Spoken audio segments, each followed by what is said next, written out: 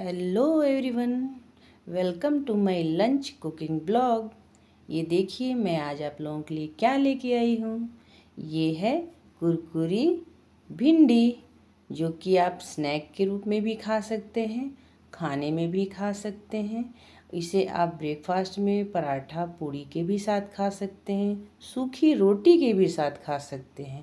इसे किसी भी रूप में आप खा सकते हैं। चलिए आइए मैं इसे बनाने की रेसिपी आप लोगों के साथ शेयर करती हूँ। ये है भिंडी। ये 3-4 दिन पुरानी भिंडी है, जो कि मेरे यहाँ पितृपक्ष का जब खाना बनना था तब आई थी, उसमें से बची हुई है। ये देखिए इसे मैंने धो लिया है और अब इसे मैं काटना शुरू कर दी हूँ। ये देखिए ना ज़्यादा बारीक काटना है, ना ही ज़्यादा मोटे मोटे काटने हैं, एकदम बराबर साइज़ में ही काटें। वैसे आप बारीक भी काटेंगे तो भी कोई दिक्कत नहीं है और बड़े भी काट देंगे तो भी कोई दिक्कत नहीं है, मगर सामान्य साइज़ में कटने से क्या होता है कि फ्राई होने पे ये ठीक लगते हैं खाने में। ये देखिए किस शेप और साइज़ में मैंने काटा है, एकदम मीडियम साइज़ है। देख लीजिए बहुत बारीक भी नहीं है, बहुत बड़े बड़े मोटे शेप में भी नहीं है। अब आइए आगे इसमें क्या स्पाइसेस मैं डालूँगी बताती हूँ। जैसे 250 ग्राम जैसे भिंडी था, 4 लहसुन की कलियां हैं, 4 हरी मिर्च है और ये देखिए 1 इंची जैसा अदरक है। नया अदरक है इसलिए छिलके सहित ही मैं पीस रही हूँ। तरी में जाने पे छिलका नुकसान करता है, वैसे कोई दिक्कत नहीं है छिलके को डालने से, इसलिए छिलका सहित अच्छे से धो के मैंने डाल दिया। अब इसे क्रश भी कर लिया। ये देखिए क्रश हो गया है मेरे अदरक, लहसुन और हरी मिर्च। अब इनको मैं इसमें भिंडी में मिलाऊंगी। ये देखिए इसमें मैंने डाल दिया है। ये पूरे को अच्छे से मैं हाथ से पोंछ के डाल दूँगी, क्योंकि थोड़ी ही रहती है इसलिए पूरे मिक्सी के जार में ये सब फैल जाती है। अब इसे मैंने मिक्सी के जार को साइड में रख दिया है। अब इसमें बाकी के स्पाइसेस को मैं मिलाऊंगी, जो सूखे स्पाइसेस हैं। ये देखिए सबसे पहले मैं हल्दी डाल दी हूँ 1/2 टेबल स्पून। ये मैं जीरा पाउडर डाल दी हूँ 1/2 टेबल स्पून। ये देखिए काली मिर्च पाउडर डाल दी हूँ 1/2 टेबल स्पून। ये देखिए काश्मीरी लाल मिर्च पाउडर डाल दी हूँ 1/2 टेबल स्पून। ये देखिए ये है एवरेस्ट का मटन मसाला पाउडर, ये भी 1/2 टेबल स्पून। इस सारी चीज़ों को मैंने हाफ टेबल स्पून जैसा, 1/2 टेबल स्पून से भी कम ही डाला है मैंने। ये देखिए उसको डालने के बाद ये मैं अब इसमें 1 टेबल स्पून के करीब करीब, कम ही है आप अपने अंदाज से डाल सकते हैं, 1 टेबल स्पून जैसा मगर लग जाएगा। नमक को मैंने डाल दिया। ये इसके खास इंग्रेडिएंट है, ये है गेहूं का आटा। लोग इसमें अधिकतर कुरकुरी भिंडी को बनाने के लिए बेसन का इस्तेमाल करते हैं। मैं बेसन भी करूँगी इस्तेमाल, मगर 90% गेहूं का आटा रहेगा और 10% जैसा इसमें मात्र बेसन रहेगा, वो भी थोड़ा सा मात्र इसके फ्लेवर को चेंज करने के लिए, क्योंकि आटा में कोई ख़ास फ्लेवर का पता चलता नहीं। बेसन डालने से थोड़ा सा चने के आटे का भी फ्लेवर आता है, इसलिए दोनों को मैं इस्तेमाल करती हूँ। मगर ज़्यादा रोल इस भिंडी को कुरकुरा बनाने में जिसका है वो है गेहूं के आटे का। इन दोनों को मैंने मिला लिया है। जैसे 250 ग्राम जैसा भिंडी था तो मैं समझ लीजिए इसमें 4 से 5 टेबल स्पून जैसा गेहूं के आटे को मैंने मिलाया है और 2 टेबल स्पून जैसा मैं इसमें बेसन को मिलाई हूँ। आपको लगे तो आप गेहूं के आटे को और भी ज़्यादा मिला सकते हैं, मैं वो भी दिखाऊंगी कि कैसा लगता है ज़्यादा मिलाने के बाद। ये कम ही आटे को मिला करके अभी मैं इसे कोट कर रही हूँ। ये देखिए इसको कोट करना अच्छे से ज़रूरी है।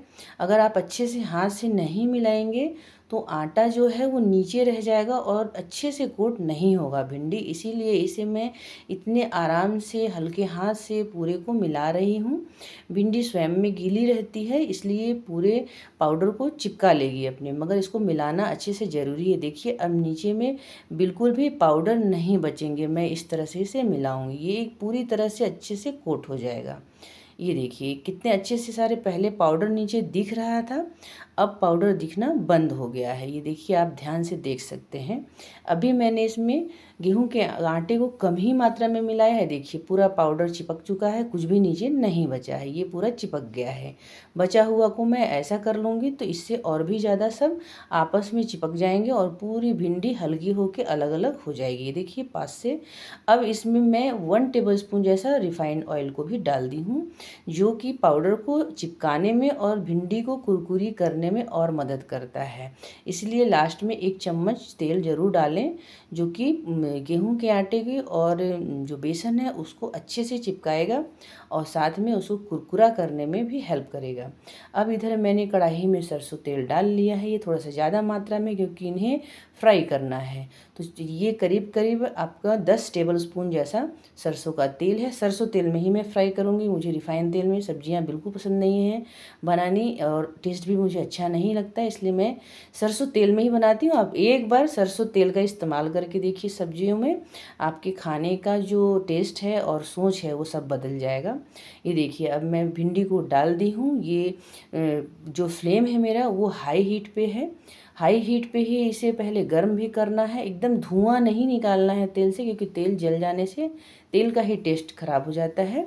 मगर तेल एकदम अच्छे से गर्म होना चाहिए। उसके बाद तेज़ ही आंच में इसे तलना है। लास्ट में जब लगे आपको कि ये तला चुके हैं 90%, तो आप धीमा कर दीजिए और थोड़ा धीमे धीमे भी उसको सेक लीजिए, तो जो कुरकुरापन है वो बरकरार रहेगा, क्योंकि तेज़ आंच में एकदम जलने की स्थिति में आ जाता है और वैसे ही निकाल देंगे तो अंदर तक न पक पाएगा, न ही अच्छे से कुरकुरा हो पाएगा। ये देखिए ये भिंडी मेरी तैयार हो गई है।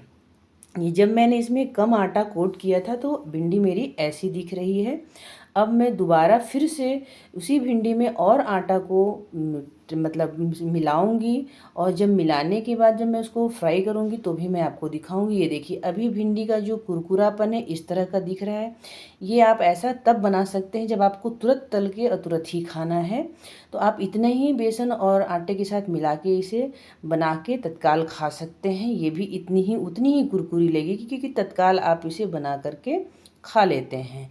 अगर आपको थोड़े देर के बाद खाना है या लोग अलग अलग खा रहे हैं, तो और भी आटा मिला करके, मतलब आटे का जो मात्रा है वो बढ़ा लें, थोड़ा बेसन का भी मात्रा उसके अनुसार बढ़ा लें। जैसे 4 टेबलस्पून जैसा मैंने आटा डाला, 4 से 5 टेबलस्पून जैसा, तो समझ लीजिए कि सीधा उसको बढ़ा के आप 10 टेबलस्पून कर दीजिए, और बेसन को भी 2 टेबलस्पून और बढ़ा के 4 कर लीजिए, और फिर उतने ही भिंडी के साथ उसे कोट कर लीजिए। उसी प्रकार से नमक मिर्ची को भी आप टेस्ट करके डाल सकते हैं, थोड़ा बहुत मिला लें। उसके बाद इसे तलें वैसे ही, शुरू में एकदम हाई हीट पे, धीरे धीरे हीट को कम कर दीजिए फ्लेम को, और उसके बाद इसे धीमे धीमे आंच पे आप सेक लीजिए, सेक के निकालिए। एक भिंडी जो है आपकी घंटों भर मतलब ये मॉइस्ट नहीं होगा और एकदम कुरकुरी रहती है। ये देखिए मेरी जो भिंडी है, बाद में ज़्यादा आटा मिलाने के बाद मैंने जो फ्राई किया, दोनों में आपको अंतर दिख रहा होगा। ये काफ़ी देर तक ऐसी ही रही भिंडी, खाने के लिए कोई भी दिक्कत नहीं गया कि मुलायम हो जा रही है, सोगी हो जा रही है, कुछ भी नहीं हुआ। इसलिए आप इस भिंडी को मेरी रेसिपी के अनुसार ज़रूर बना के देखें। इतनी अच्छी लगेगी, इतनी स्वादिष्ट लगेगी, जो खाएगा वही फ़ैन हो जाएगा। बच्चे तो खासकर किसके फ़ैन हो जाएंगे। इसलिए आप लोग ज़रूर इस रेसिपी के अनुसार फ्राई भिंडी को बनाएं, कुरकुरी भिंडी को ज़रूर बनाएं, और मुझे कमेंट करके बताएं आप लोगों को मेरी रेसिपी कैसी लगती है। प्लीज़ आप मेरे वीडियोस को सब्सक्राइब करें, शेयर करें, कमेंट करें, लाइक करें। प्लीज़ मुझे मोटिवेशन दें। Thank you. मिलती हूँ अगले ब्लॉग में।